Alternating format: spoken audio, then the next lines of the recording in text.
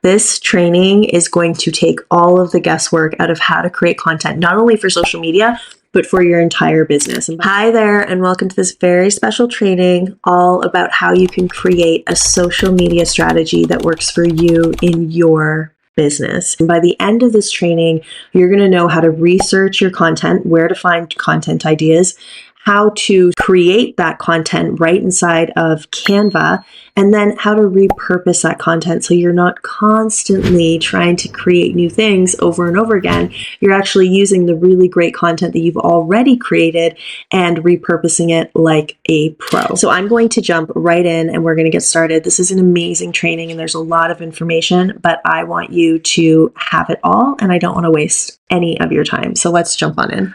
Okay, so welcome to your social strategy guide, everything you need to plan, create, and repurpose your content like a pro. And this is what we're going to be doing today. We're going to plan your strategy.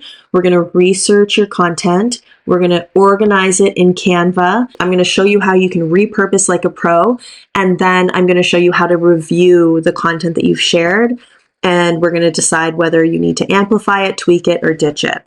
Okay, but before we dive into the good stuff, I want to go over the 5 brand personas that we use inside of the Mark Collective, because essentially this is your strategy for social media. So let's go through them quickly. Number 1 is the friend. You want to show up as the friend in order to connect with your audience in a human way. This is you showing up as not the agent, but as a human. Sharing content where people can say, oh my gosh, me too. Yeah, that's totally me. I can see myself in this person. So it creates connection and likability when you create content as the friend.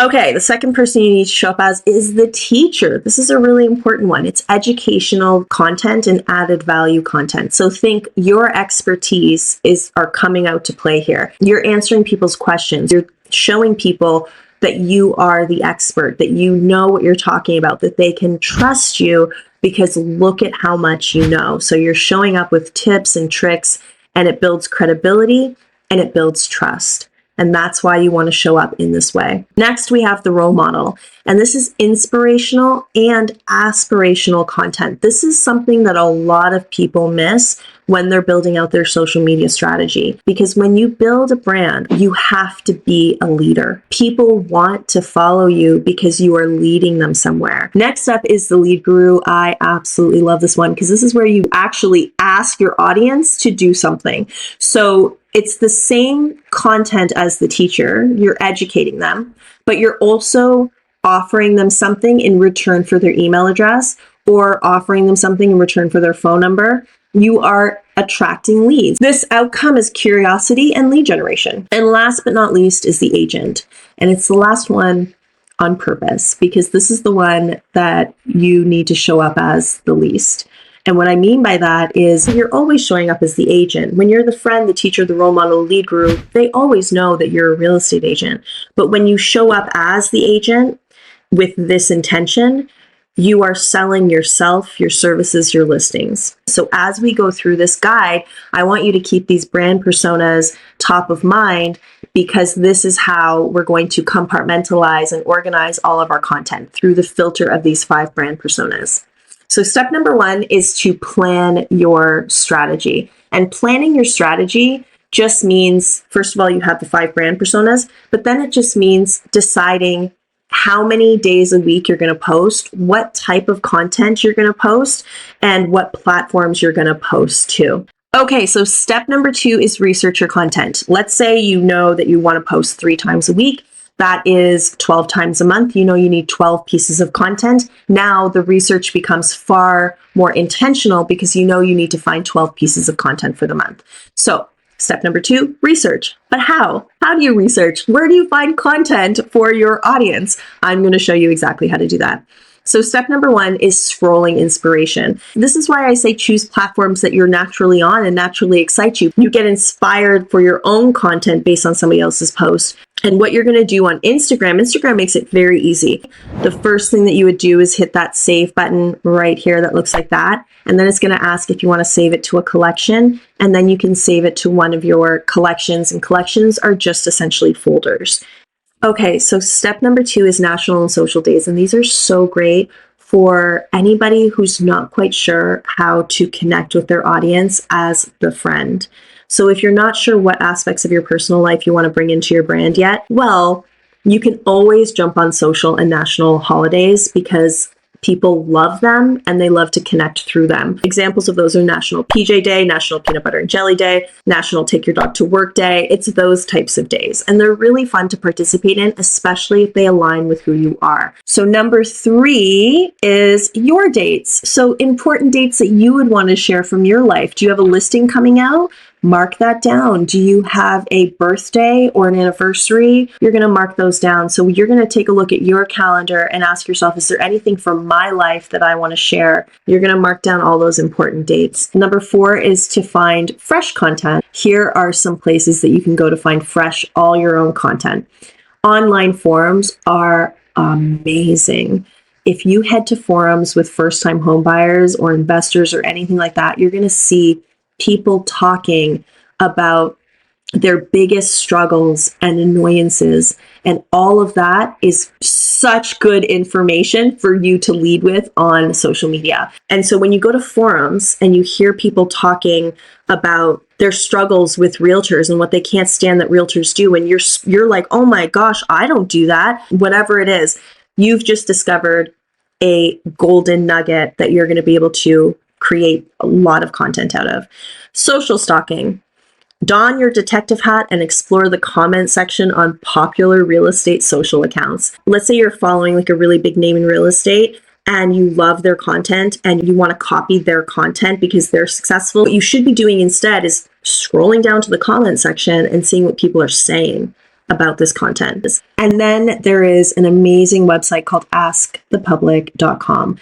If you head to askthepublic.com, you type in any topic, so it's like first-time homebuyer struggle or whatever it is, you are going to get a list of the most commonly Googled questions associated with that topic. And last but certainly not least is the Mark Collective. The really cool thing about the Mark Collective is that all the content prompts and captions come with matching posts. So all you need to do is add your own colors and your own fonts and imagery, and then it's all your own.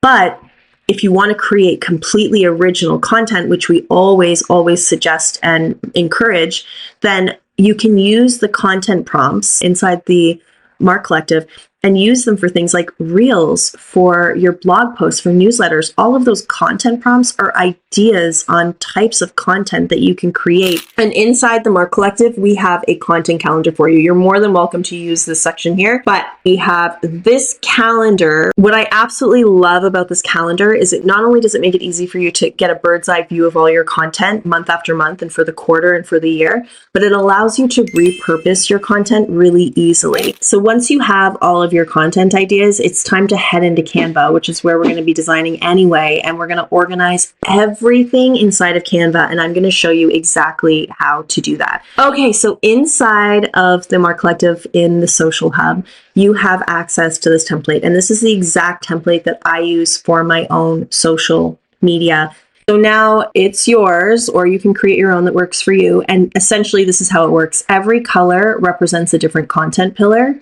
And then I mark down the post type. So the post type would be, is it a reel? Is it a standalone? Is it a carousel? And another thing that's a really good idea to add directly into this Canva document are all your subcategories or buckets or whatever you want to call them that are underneath your content pillars. Okay, so step number 1 would be to lay out everything in Canva, do your blueprint, lay out all of your content so that you can get a bird's eye view of it. Then you're going to scour the Mark Collective for all of the templates that work, the layouts that work for the content that you want to share. Then you're going to take those templates and put them right after their respective note card. Now, here's a pro tip.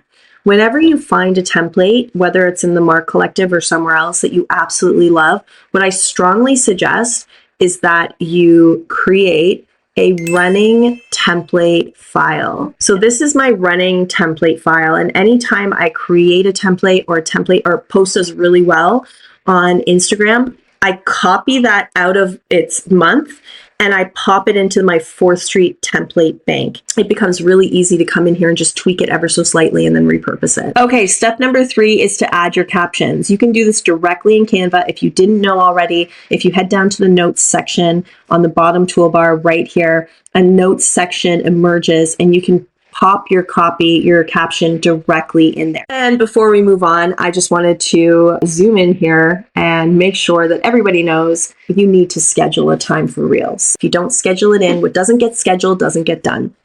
This is my absolute favorite section. So if you are really intentional with your content, you're not copying what your brokerage is posting on their blogs, you're actually sitting down and creating really good content. Take the content training if you have no idea what I'm talking about, but you're creating original branded content that reflects who you are and who you want to attract into your business, then that content can be repurposed for months. Like you can squeeze the juice out of that for years even, okay?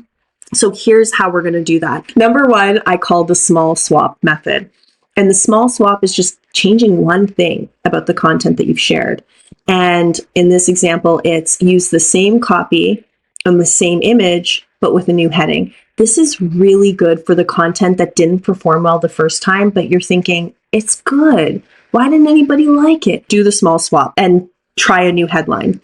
Because I cannot tell you how many times I've done this. And with just the tweak of a headline, changing the headline up, it was night and day. Swap number 3 is using the same heading, the same design, but sharing a new insight or reworking of your old insight. So let's say that you share something in October and the market is a certain way in October. And now it's springtime and it's completely shifted and changed. You have new information to share. You could use the exact same artwork and the same heading, but you're changing the copy completely. You're changing the caption to match where we are now. And then swap number 4 is not a swap at all. It is exactly what I was just talking about with the template bank. Everything's the same. The caption's the same, the heading's the same. You just are going to space it out. The second type of repurposing is called the short form switch. I call it the short form switch. But it's all about taking your content and using it in a different way. So this is one of my favorite ways to repurpose because it works so well. Everybody thinks it's new content all the time. So you're taking it from one format and you're turning it into another format, but preferably many other formats. And finally, we need to review this stuff because sometimes we create content and it falls flat and we have no idea why and we don't know what to do. And we're like, what? Is the algorithm against me? Is my content suck? Do I suck? Whoa, what's going on? So number 1, review. If you have a business account on Instagram, then you have access to all the analytics and insights. And so you want to use those. You don't need to go deep into insights to get the information that I want you to get. The information is this. Did they perform well? Did you share it to your stories and then people were like, yay, I love it. Like, was it a hit or was it a miss? Anything that was a hit, we've talked about this a little bit before, but you're going to put those into your template bank because you know you're going to reuse them again. You're also going to repurpose and juice that content for everything it's worth for as long as you can. Gary Vee once said that. He was like, if you have a piece of content that works, never stop using it until your audience tells you it's time to retire it. And then number 3, tweak it. Just because something didn't do well doesn't mean that it's not good content. It might just mean that you need to tweak it. And we talked about that with the small swaps. And so I always say, view this all as an experiment. If you really believe that it was great content, like you really thought this was going to hit home and it didn't, try a few different experiments. Try posting at different times of the day. Try tweaking your headlines. And no, don't do it the same week. You're going to stagger this, right? You're going to try it in a few weeks, but don't give up on it right away. And then the last one is to ditch. This one, it sounds sad, but it's not really sad because let's say that you did go through the tweaking process and you tried a whole bunch of different variables and all of them fell flat. Guess what you just learned? You learned an invaluable insight into what your audience wants from you. You learned that that content wasn't as stellar as you thought it was. Not for your audience. They didn't like it. They didn't want it. And guess what that means? It means you have that information now and you can move forward. Okay, this is it for this training, but I also wanted to share with you something that I created for you. It's in the Social Hub and it's just a grid. And I have found this to be so helpful because again, I don't like jumping around platforms. And if you have any of those scheduler platforms, you can absolutely do it there. But here you can just do it right in Canva and everything's in one place. So for me, I use this all the time and I use it far more than any scheduling platform. And here is why I love it, because you can plan out your grid so that it looks good before you go to post. So before you schedule everything in or put put dates into anything, you can upload all of your posts for the month and then have fun just seeing how they look. And you'll notice that this is really good too, because in the Mark Collective, we design the posts portrait mode. The reason why we do that is because they're far more impactful. You want to take up as much of the screen as possible when people are scrolling on Instagram. Of course you do. But still, when they go to the profile, you have the squares. So it's a really great way to see how things are going to fit into that square. And so you just have fun with it and you just pop everything in and you make it look pretty. You do all your posts for the month, and then all of a sudden you have this really beautiful grid. Okay, my friends, that is it. We've come to the end of this training, and I really hope that you got something from it. I hope that you feel confident and excited to create content for not only social, but your entire business. This is a blueprint that you can use for everything.